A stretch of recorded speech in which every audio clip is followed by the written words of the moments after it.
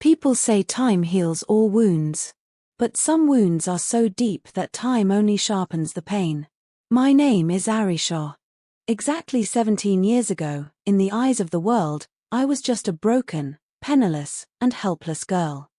But today, standing in front of my father's massive estate, there are no tears in my eyes, only a profound sense of peace. For 17 long years, I suffered in silence for just one moment.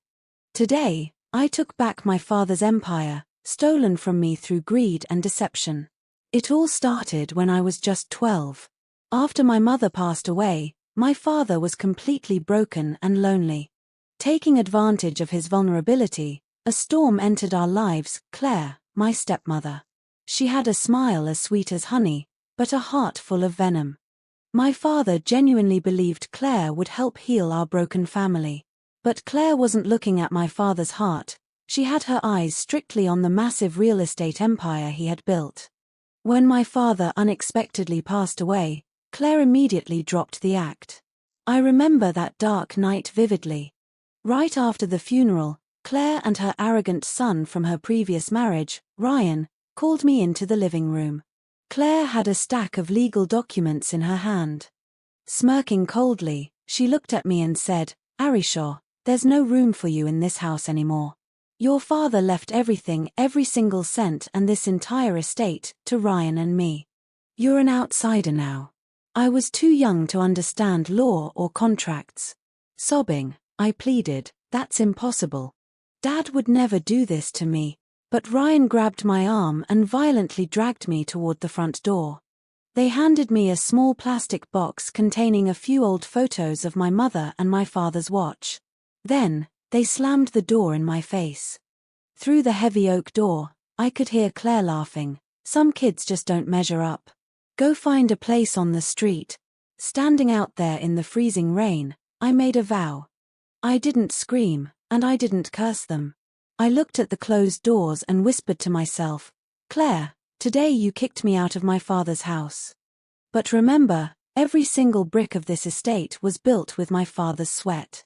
I will return. And when I do, I will pull the ground right out from under your feet."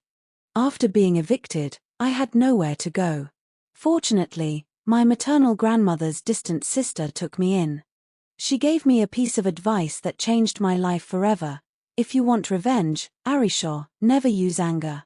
Use intelligence, patience, and success." I engraved those words into my soul. The next 17 years of my life were a non-stop battle. I worked multiple part-time jobs at night and studied fiercely during the day. I strategically chose to major in corporate law and real estate management.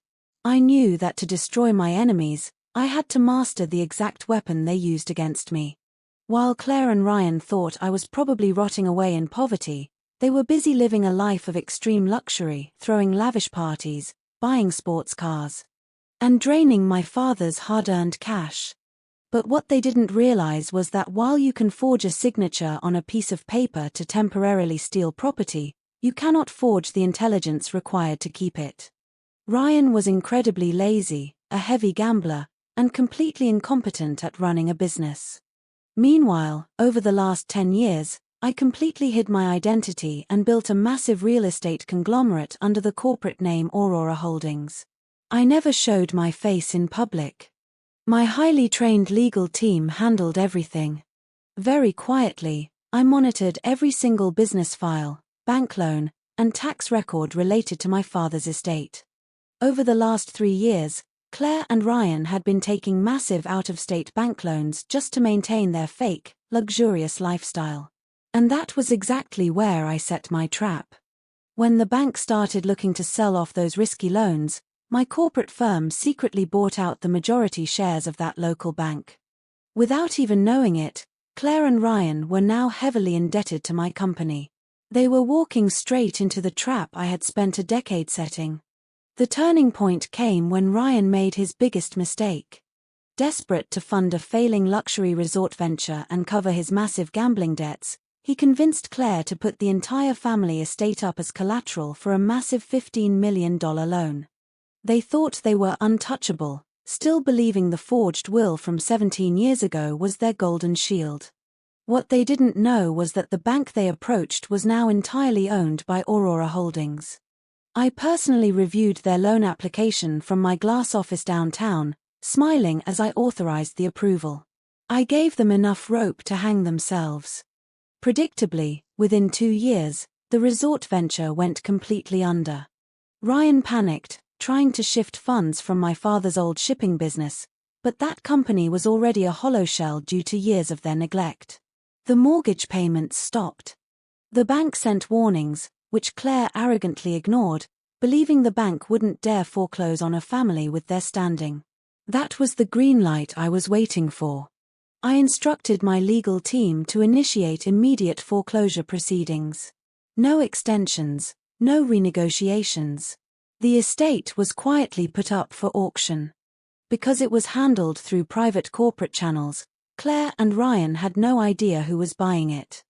They only knew that a mysterious institutional investor had swept in, paid off the remaining debts in cash, and bought the deed outright. To celebrate what they thought was a temporary financial hiccup and to prove to their high society friends that they were still wealthy, Claire decided to throw a massive, lavish summer party at the estate. They sent out hundreds of invitations. Little did they know, I had already coordinated with the local sheriff's department, and my moving trucks were already scheduled to arrive on the exact same day. The sheriff took the document from my hands, adjusted his glasses, and looked directly at Claire. This is a certified, legally binding deed of ownership. The property, the estate, and all surrounding lands are now officially owned by Aurora Holdings, represented today by its CEO, Ari Shaw. Claire's glass fell from her hand, shattering on the stone steps.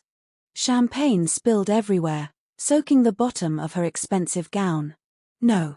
That's impossible," she shrieked, her voice cracking as she lunged toward the sheriff to grab the papers. "I have the will. My husband left this house to me. This is a scam. She's a thief. The will you held was for an estate with massive, UN-payable debts, Claire," I said, standing my ground, not even flinching at her outburst. "You and Ryan put this house up as collateral for a $15 million loan. You defaulted. Your bank foreclosed, and my company bought the debt. But more importantly, you might want to look at the original property records from 20 years ago." Ryan stepped back, his face completely pale, sweat dripping down his forehead. "What are you talking about?" he stammered. "Before my father ever met you, Claire," I continued, looking her dead in the eye, "this land faced a massive tax lien. My grandparents, who originally owned the house, legally transferred the deed directly into my name when I was a child, under a trust that matured when I turned 25.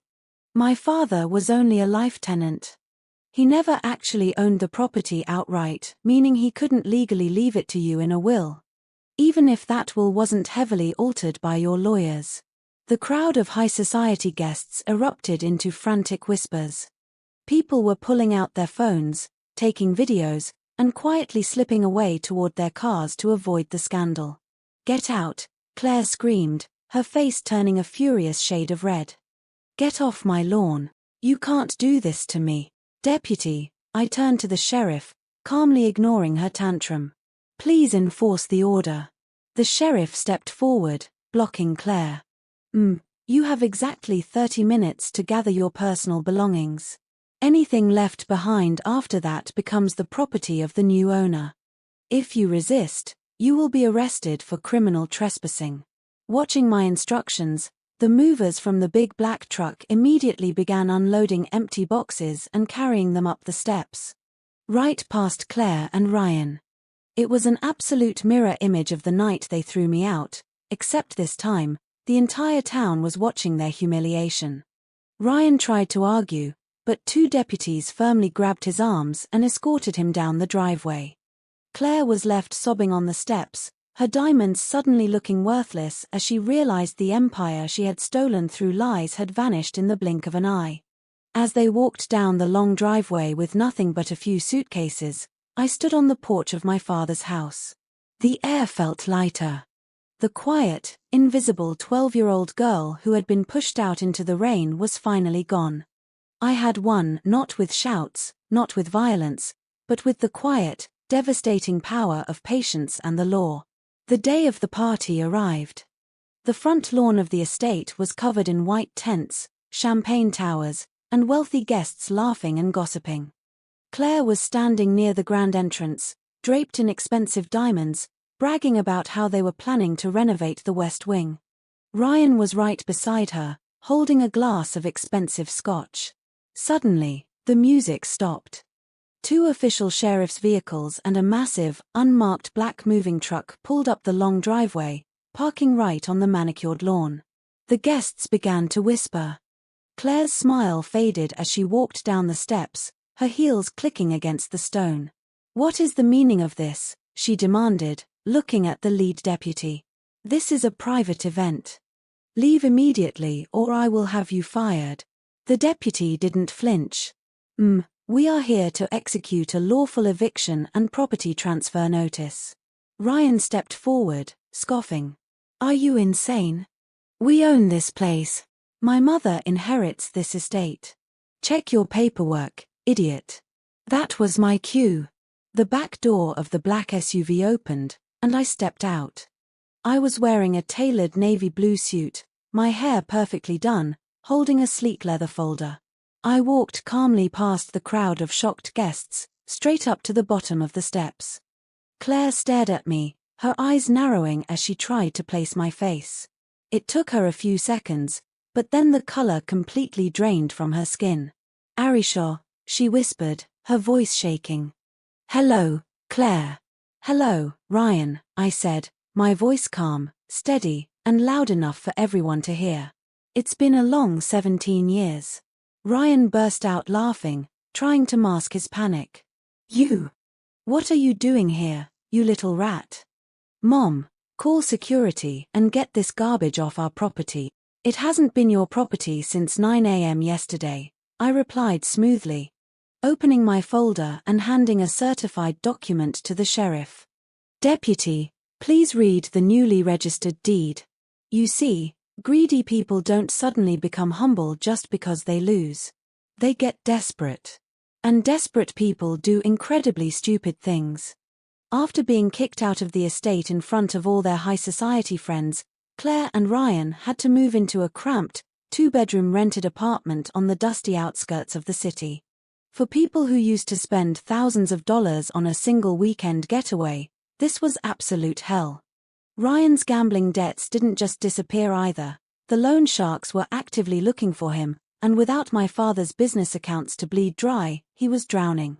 Instead of accepting their defeat, Claire decided to play the only card she had left: public sympathy and legal harassment. She hired a sketchy, bottom-tier lawyer who was willing to do anything for a quick paycheck. Within a week, they filed a massive, multi-million-dollar lawsuit against me and Aurora Holdings, claiming elder abuse, fraud, and illegal eviction. Not only that, Claire went straight to the local media. She gave a tearful, completely fabricated interview to a trashy tabloid news channel. She sat there in front of the cameras, wearing cheap makeup to make herself look pale and sickly, sobbing about how her heartless, power-hungry stepdaughter had used corporate loopholes to throw a grieving widow and her son out onto the streets. The headline read, "Corporate Greed vs. A Grieving Widow, the Battle for the Oak Ridge Estate." For a few days, my company's PR team was in an absolute frenzy. The internet was buzzing with angry comments from people who didn't know the full story. My executives begged me to settle out of court just to make the bad press go away. They offered to give Claire a $500,000 payout just to sign a non-disclosure agreement. But I just sat in my office, sipping my coffee, and refused. "Let them dig their own grave deeper," I told my team. "The higher they climb on their mountain of lies, the harder their fall will be." What Claire didn't realize was that by filing that lawsuit, her lawyers had opened the door for a legal process called discovery. This meant my legal team now had the absolute right to demand access to every single one of Claire and Ryan's personal bank accounts, emails, and financial records from the last 17 years. And oh boy, did we find exactly what we needed to finish them permanently. My legal team spent 3 straight weeks digging through the mountains of financial data we forced Claire's lawyers to hand over. And right there, buried deep in a deleted folder from an old laptop Ryan had used a decade ago, we found the smoking gun. It was an email exchange between Claire and a corrupt notary public dated exactly 3 days before my father passed away. My father was heavily medicated in the hospital at that time, barely conscious. In the emails, Claire explicitly asked the notary how much cash it would take to fix the signatures on a new amendment to the will, effectively stripping me of my inheritance. The notary replied with a price tag, $50,000. We even found the bank transfer record showing that exact amount leaving Claire's account the very next morning. This wasn't just a civil dispute over a house anymore. This was a massive, federal criminal conspiracy. Forgery, grand theft, and wire fraud. Instead of responding to their trashy media interviews or answering their lawsuit, I quietly handed the entire file over to the district attorney's office. The state prosecutors were ecstatic. It was an open and shut case. While Claire was busy preparing for another television interview to trash my name, the police were quietly securing arrest warrants. The day of the preliminary court hearing arrived. Claire walked into the courtroom flashing a confident, smug smile for the few tabloid reporters she had invited. She was still playing the part of the victim, leaning heavily on Ryan's arm as if she could barely walk. She genuinely believed this hearing was going to be the start of her multi-million-dollar payday. I sat at the defense table with my lead counsel, completely calm, not even looking in her direction. When the judge called the court to order, Claire's lawyer stood up and launched into a dramatic, sweeping speech about family values, duty, and how a cruel corporate entity was trying to rob a widow. He demanded the immediate return of the estate and a massive financial settlement for emotional distress. When it was our turn, my lawyer didn't give a long speech. He simply stood up, adjusted his jacket, and approached the bench. Your Honor, we request immediate dismissal of the plaintiff's petition. Furthermore, we submit Exhibit A through G, which include certified forensic digital evidence, bank transaction logs, and email communications. As the bailiff handed the documents to the judge, my lawyer turned around to face Claire and Ryan. These documents prove conclusively that the will used by the plaintiffs to claim the estate 17 years ago was completely forged. Not only do we have the digital trail, but the state has already verified the authenticity of these records. The courtroom went dead silent. The smirk on Ryan's face instantly vanished. Claire leaned forward, her eyes darting frantically toward her lawyer, who was suddenly looking very confused and very panicked. The judge reviewed the papers for several minutes, his expression hardening with every page he turned. Finally, he looked down at Claire and Ryan with absolute disgust. This isn't a civil matter anymore, the judge said, his voice echoing through the room. This is a clear-cut case of grand larceny, forgery, and systematic fraud. Before Claire's lawyer could even utter a word of defense, the side doors of the courtroom opened. 3 plainclothes detectives walked straight toward the plaintiff's table. Claire Evans and Ryan Evans, the leading detective, announced loudly, producing a set of handcuffs. You are under arrest for conspiracy to commit grand theft, document forgery, and wire fraud. Stand up and put your hands behind your back. Claire shrieked, jumping out of her chair so fast she knocked it over. This is a lie. You can't arrest me. Do you know who I am? Arisha did this. She set us up, she screamed, pointing a trembling, manicured finger at me. Ryan tried to bolt toward the back exit, but 2 bailiffs immediately tackled him to the polished wood floor, pinning him down and clicking the cuffs onto his wrists.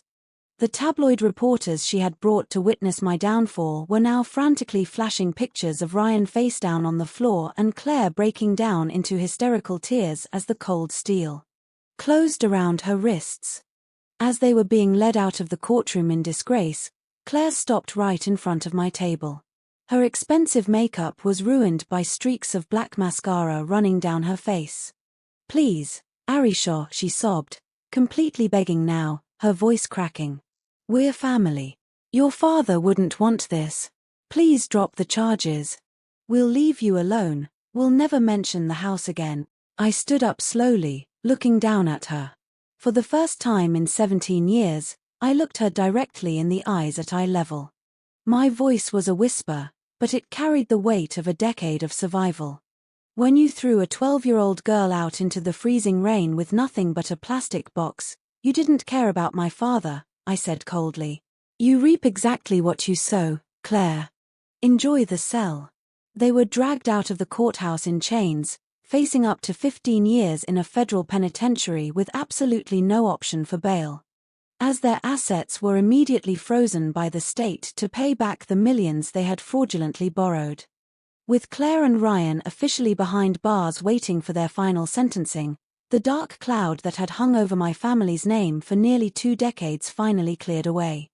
The media circus shifted, and the public finally learned the truth. I wasn't a ruthless corporate villain.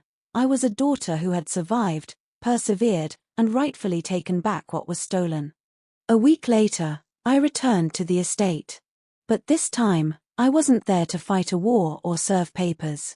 The white tents, champagne towers, and fake friends of Claire's were all gone. The grand old house stood empty, quiet, and peaceful under the afternoon sun. I walked up the stone steps, unlocked the massive oak doors with my own set of keys, and stepped inside.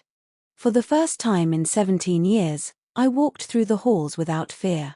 I went upstairs to my father's old study. Claire had redecorated it in tacky, overpriced gold velvet, trying to erase his memory. I ordered the movers to tear all of it down. Instead of keeping the estate as a private playground of luxury, I decided to give it a much higher purpose. I converted the grand main building into the headquarters for a newly founded non-profit organization. The Oak Ridge Foundation, a heavily funded shelter and legal aid center dedicated to protecting displaced children and single mothers fighting unfair legal battles against corrupt relatives. I placed my mother's old photographs and my father's silver watch back on the mantelpiece in the main hall. Beneath them, I engraved a small brass plaque that read, "Built by hard work, protected by truth, and restored by patience." On the final evening, I stood out on the balcony. Watching the sunset cast a warm, golden glow over the manicured lawns. I knew that wherever my father and grandparents were, they were looking down with pride. They tried to break me, they tried to erase me, and they tried to steal my future. But in the end, their greed was their downfall, and my silence was their undoing. I didn't just win back a house, I bought back my peace, I vindicated my family, and I built an empire they could never touch. 2 months later, the final sentencing hearing was held. There were no cameras allowed inside this time, no tabloid journalists looking for a cheap story, just the cold reality of a federal courtroom. Claire and Ryan stood before the judge wearing bright orange prison jumpsuits, their hands and feet chained together. All the glamour, the expensive jewelry, and the unearned confidence had been stripped away completely. The state prosecutor listed their crimes one by one. The total amount of fraudulent loans they had secured using the forged will amounted to over $22 million. Because they had crossed state lines to secure the funding and used digital networks to transfer the illicit cash, the charges had been upgraded to federal bank fraud. The judge didn't show an ounce of mercy. He sentenced Claire to 12 years in a maximum security federal facility, and Ryan, due to his active role in hiding the digital evidence and attempting to flee the jurisdiction, received 14 years. In addition to their prison sentences, the court ordered the total restitution of all frozen assets. Every single offshore account they tried to hide, every sports car, and every designer piece of clothing was seized by the government to pay back the defrauded banks. As they were being led away by the marshals, Ryan looked back at me one last time. His eyes weren't full of anger anymore, they were filled with absolute despair. He realized that after 17 years of pretending to be the master of my father's empire, he was leaving that courtroom with exactly $0 to his name. He was completely broke, utterly ruined, and destined to spend his youth behind concrete walls. I watched them disappear through the heavy metal doors, and for the first time in my life, I felt absolutely nothing for them. No anger, no hatred, not even pity. They had finally become irrelevant. 5 years passed like a whirlwind. Aurora Holdings grew from a regional real estate powerhouse into a global corporate empire. We built affordable housing complexes, revitalized broken downtown areas, and funded educational scholarships for underprivileged students across the country. The Oak Ridge Foundation, operating out of my father's beautifully restored estate, had successfully helped over 3,000 families secure legal protection against predatory relatives and corporate scammers. The house was no longer a symbol of greed and exclusion, its windows were always bright, and the grand halls were constantly filled with the laughter of children who finally had a safe place to sleep. One evening, my assistant handed me a routine legal update. It was a parole petition from Claire's new state-appointed attorney, citing her failing health and asking for an early release. The board was asking for my statement as the primary victim of her initial fraud. I looked out the window of my penthouse office, looking at the city skyline lit up against the night sky. I didn't write a long, angry letter detailing her past cruelty. I didn't demand that she serve every single second of her sentence.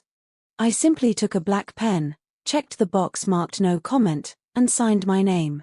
I didn't need to keep punishing her, because the universe had already done the work for me. While she was sitting in a cramped cell counting down the days, I was out here building a legacy that would outlive us all.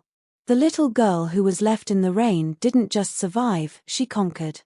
And she did it all without ever having to lower herself to their level.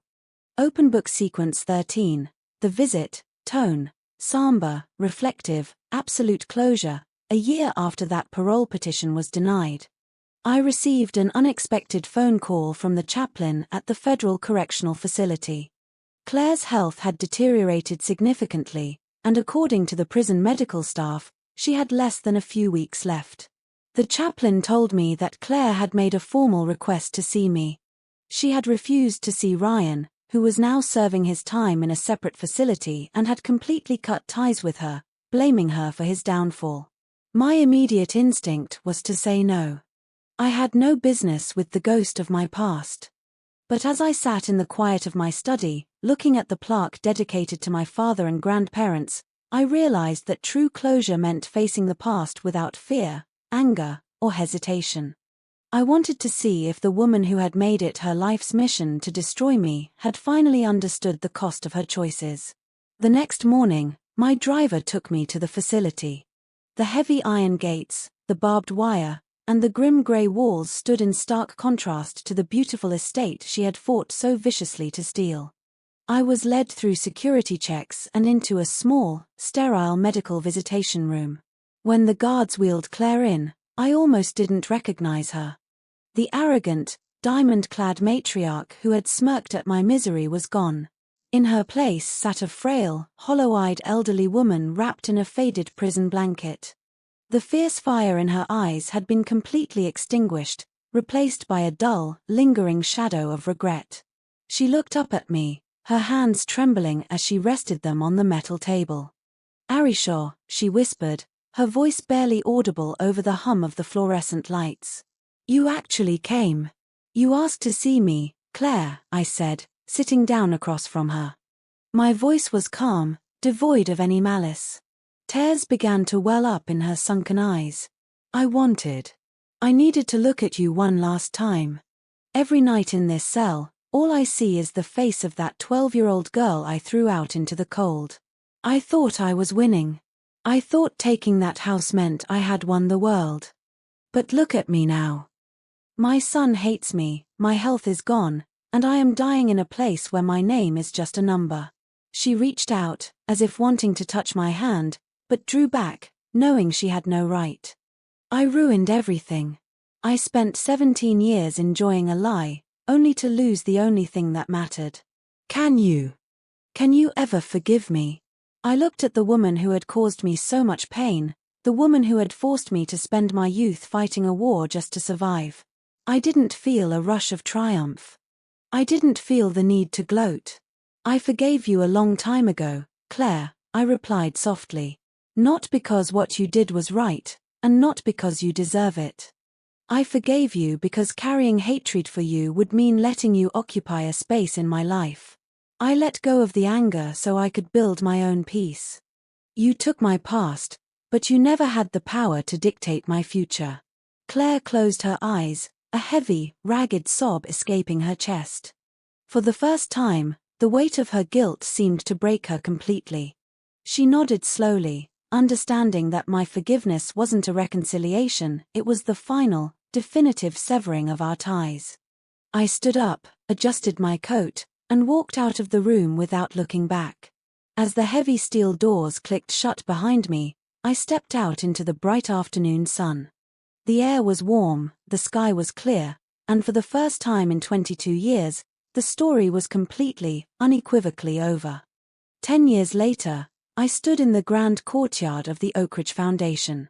The trees my father had planted decades ago were now fully grown, casting broad, protective shadows over the grounds. It was graduation day for the first major cohort of youth from our legal and educational sponsorship program. Dozens of young individuals, who had once been left helpless by corporate greed or broken family dynamics, were walking across a temporary stage to receive their higher education diplomas and career placements. I watched them from the upper terrace, adjusting the silver watch on my wrist, the very same watch that had been left inside that small plastic box 22 years ago. My chief financial officer walked up beside me, handing me a portfolio detailing our latest international expansion. Aurora Holdings had just finalized a multi-billion-dollar green infrastructure project. We're making headlines again, Arishaw, he smiled. The financial papers are calling you the most influential real estate developer of the decade. I looked down at the documents, then back at the vibrant, laughing crowd in the courtyard below. Let them write about the numbers, I replied softly. But this courtyard is where the real empire lives. Later that evening, after the crowds had cleared and the lights of the estate were dimmed, I took a solo walk down the long gravel driveway. It was the exact path where I had once stood as a crying 12-year-old girl, watching the taillights of my family's car disappear while the rain soaked through my clothes. I stopped at the heavy iron gates and looked back at the grand house. It was no longer a monument to a stolen inheritance, nor was it a reminder of Claire's malice or Ryan's arrogance. It was simply a home. A sanctuary built on the ironclad truth that no one can steal your destiny unless you give them the power to break your spirit. They tried to make me invisible. They tried to leave me with absolutely nothing. But in their desperate attempt to erase me, they inadvertently forced me to find a voice so powerful that it reshaped my entire world. I didn't just survive their storm, I became the storm that cleared their wreckage away, leaving behind a legacy that would stand strong for generations to come. The quiet girl didn't just win. She rewrote the rules of the entire game. 2 years after Claire passed away, a thick envelope arrived at my personal office. It didn't come from a corporate client or a legal firm. It bore the stamp of the Federal Correctional Facility where Ryan was serving the remainder of his 14-year sentence. I sat at my desk, looking at the envelope for a long time. 4 years, there had been nothing but radio silence from him. Ryan had spent his time in prison moving from one appeal rejection to the next, watching his youth slip away behind concrete walls while the world moved on without him. I broke the seal and pulled out several pages of handwritten text. The handwriting was messy, unstable, and lacked any of the arrogant posture he used to carry. Arishaw, the letter began. I don't expect you to read this, and I certainly don't expect you to reply. If you throw this in the trash, I wouldn't blame you. I am writing this because the prison chaplain told me that holding on to my pride will only kill me in here. For years, I blamed Mom. I blamed her for forging the will, I blamed her for the bad loans, and most of all, I blamed you for taking everything away from us. But last month, I was assigned to work in the prison library, and I saw a copy of a national business magazine. Your face was on the cover. The article talked about the Oak Ridge Foundation, about how you turned our old house into a sanctuary for kids who had nowhere else to go. Looking at your picture, it finally hit me. You didn't steal anything from us. We tried to steal from you. We took a beautiful legacy left by our father and grandparents, and we treated it like a personal piggy bank to fund a lifestyle we didn't earn. We threw you out in the rain because we thought wealth was about the walls of a house and the commas in a bank account. I am 38 years old now. I have 4 years left on my sentence. When I get out, I will have no money, no resume, and no status. I will be starting from the absolute bottom, the exact place where we left you 24 years ago. I finally understand that the golden child was never me. You were the one who carried the true strength of this family. I am sorry for what we did to you on the steps of that house. You don't owe me forgiveness, but I needed you to know that the truth finally caught up with me. I finished reading the letter, folded it carefully, and placed it back in the envelope. I didn't cry. I didn't feel a surge of vindication. I simply felt the final, lingering thread of family drama dissolve into nothingness. Ryan had finally learned the hardest lesson of all, that true wealth isn't inherited, it is built through character, resilience, and integrity. I locked the envelope away in my private safe, alongside the old silver watch. The past was no longer a ghost chasing me, it was simply a closed chapter in a very long book. Years turned into decades, and the story of the invisible daughter who took back her empire became a local legend, a modern-day fable whispered in real estate circles and law classrooms alike. Now, in the twilight of my career, I stood in the very same backyard where my brother had once openly mocked me, flaunting a wealth that was never truly his. But today, the lawn wasn't filled with arrogant socialites or corrupt lawyers. It was filled with my own children and grandchildren, running across the green grass, their laughter echoing off the historic stone walls of the estate. My oldest daughter, who had recently taken over as the chief executive of Aurora Holdings, walked up to the terrace, holding her young son by the hand. She looked out at the massive property, then turned her eyes to me. "Mom," she said softly, looking at the silver watch I had passed down to her. "How did you stay so calm during those 17 years? Weren't you afraid that they would destroy the house before you could buy it back? Weren't you angry that they got to live in luxury while you had to fight for every single scrap?" I smiled, pulling my grandson close. Looking out at the empire we had built from the ashes of betrayal. "Anger is a wildfire, sweetheart," I told her, my voice steady and wise with age. "It burns everything it touches, including the person holding it." I didn't want to burn their house down, I wanted to build something permanent. I knew that greed has an expiration date. People who don't know the value of hard work will always destroy themselves from the inside out. All I had to do was stand in the shadows, build my strength, and wait for the dust to settle. I looked up at the grand roofline of the Oakridge estate, standing proud against the setting sun. The journey that had started with a cruel eviction notice and a tiny plastic box had come full circle. The quiet individual had found her voice, the rightful heir had reclaimed her ground, and the legacy of truth had outlasted the reign of lies. The doors they never knew I controlled were now open wide, welcoming a new generation that would never have to hide in the shadows again.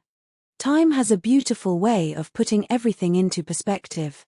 Today marks exactly 50 years since the day I was pushed out of these very doors with nothing but a plastic box and a broken heart. To commemorate the half-century mark of the Oakridge Foundation, my children organized a massive gala in the estate's grand pavilion.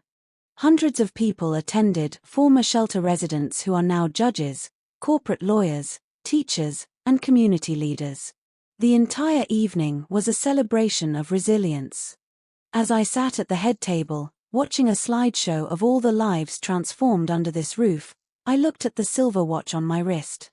It was no longer just a reminder of loss, it was a ticking monument to victory. During the climax of the evening, my daughter took the microphone to introduce me for a keynote speech. The room erupted into a standing ovation that lasted for several minutes. As I walked up to the podium, leaning slightly on a cane but with my head held high, I looked out at the sea of faces. 50 years ago, I began, my voice echoing clearly through the microphone. I was told by the people who were supposed to protect me that I didn't measure up. I was told that I was an outsider in my own home. For a long time, the world only saw my silence, and they assumed it was weakness. But silence is not weakness.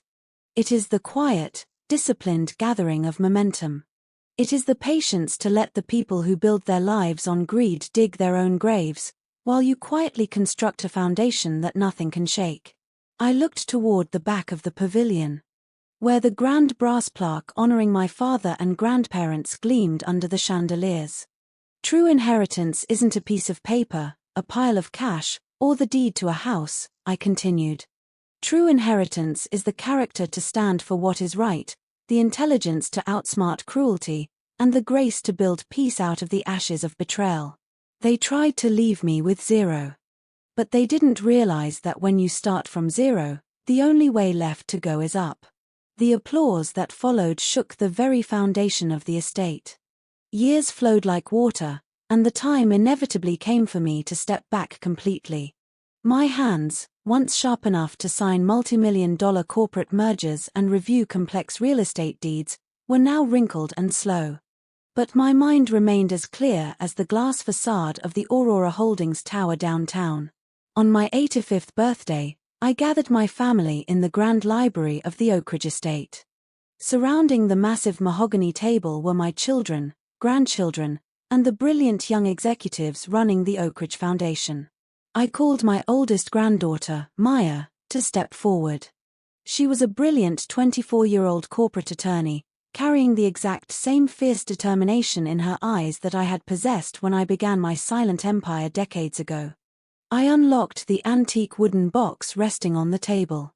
Inside sat the original deed of the estate, the one my grandparents had secretly put in my name, and the silver watch my father had left behind. Maya, I said, my voice soft but carrying the weight of an unshakable history. 55 years ago, this watch and a few old photographs were all I had in this world. The people who were supposed to love me tried to reduce my existence to zero. They thought that by taking the physical walls of this house, they had stolen my future. I picked up the watch and placed it gently into her hands. I spent my entire youth fighting to prove that value isn't inherited through greed, it is built through resilience. I am passing this torch to you now. Aurora Holdings and the Oak Ridge Foundation are no longer just businesses, they are shields for the defenseless. Promise me you will never let anyone use their power to silence the innocent. Maya held the watch tightly, tears glistening in her eyes as she nodded. I promise, grandmother. The walls of this house will always stand for the truth. Looking at her, I knew the cycle of trauma was officially broken. The legacy of the invisible child was safe, guarded by a new generation of strength. A few months later, on a quiet Sunday evening, the house grew incredibly still. The family had gone out for a short walk down by the valley lake, leaving me to rest in my favorite armchair on the grand terrace. A soft, warm breeze drifted in from the gardens, carrying the scent of blooming jasmine. I looked out at the massive iron gates in the distance. In my mind's eye, I could still see the blurry silhouette of that 12-year-old girl standing out there in the freezing rain, clutching her plastic box, watching the world shut her out. But she wasn't crying anymore. She was smiling back at me. I felt a profound, overwhelming sense of completion. Every debt had been settled. Every lie had been exposed. The crooked will had been torn to shreds, the rightful deed had been restored, and the very ground my enemies tried to stand on had been converted into a sanctuary of hope for thousands of souls. I closed my eyes slowly, listening to the steady, rhythmic ticking of my father's silver watch echoing softly in the quiet room. I didn't need to fight anymore. I didn't need to watch the horizon. The quiet individual had spoken, her voice had reshaped history, and now, it was finally time to rest. The story was over, the peace was won, and the silence was finally absolute. Late that night, after the last guest had departed and the pavilion lights were turned off, I asked my family to leave me alone for a little while. I wanted to experience the house in its truest state, quiet, still, and at peace. I walked out to the old stone terrace overlooking the valley. The night air was cool, and a brilliant blanket of stars stretched across the dark sky. For the first time in 50 years, I didn't think about Claire's toxic smirk, Ryan's desperate letters, the courtroom battles, or the complex real estate webs I had to spin to reclaim this ground. All of that had faded into the background of a long, fully realized life. I reached into my pocket and pulled out a small, faded photograph of my father and mother, taken right on this terrace when I was just a toddler.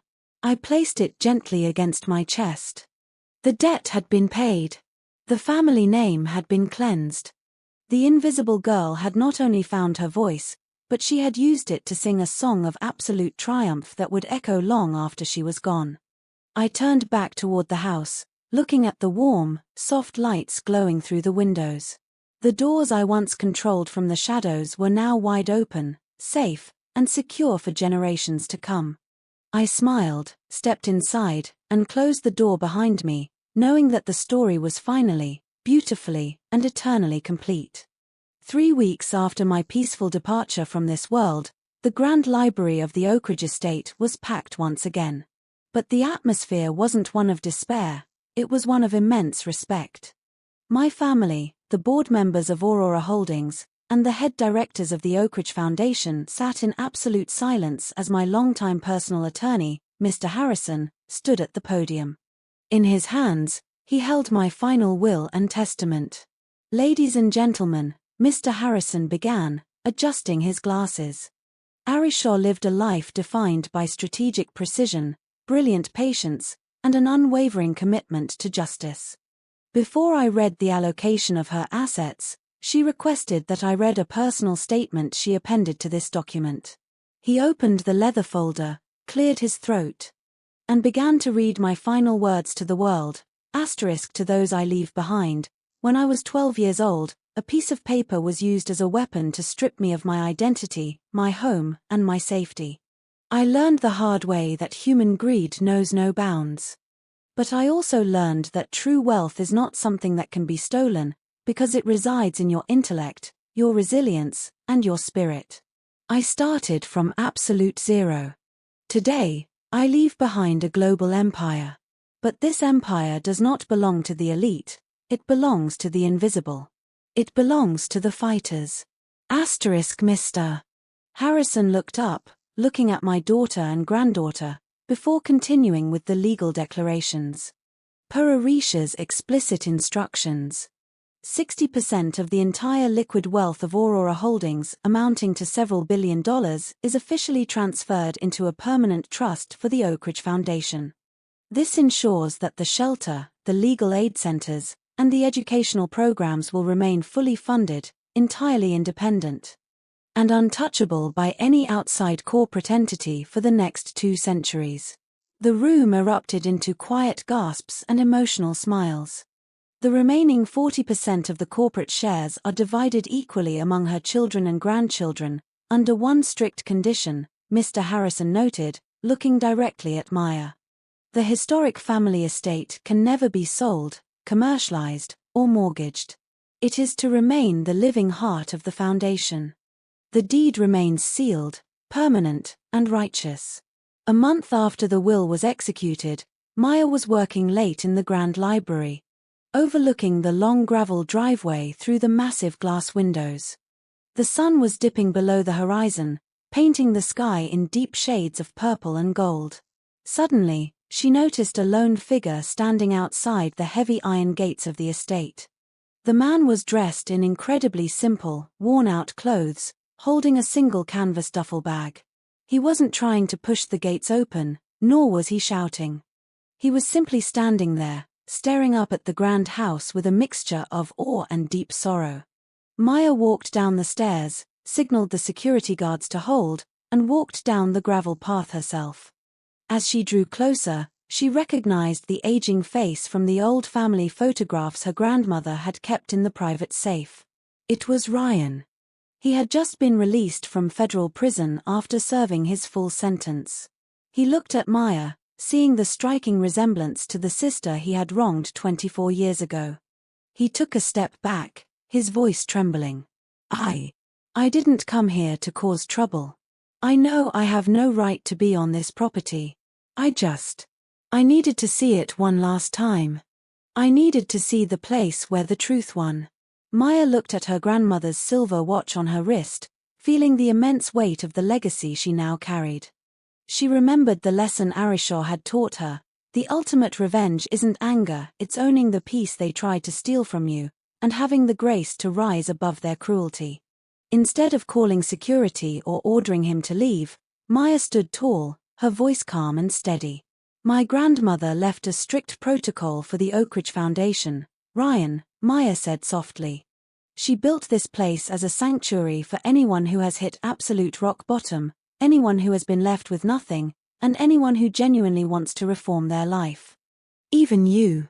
Ryan stared at her, tears instantly spilling down his weathered cheeks. He looked at the grand open doors of the house, realizing the profound depth of his sister's victory. She hadn't just defeated him, she had built something so grand that it could offer shelter even to the ghost of the brother who had thrown her out. Thank you, Ryan choked out, dropping his duffel bag to the ground, completely humbled. She really did win. She won entirely.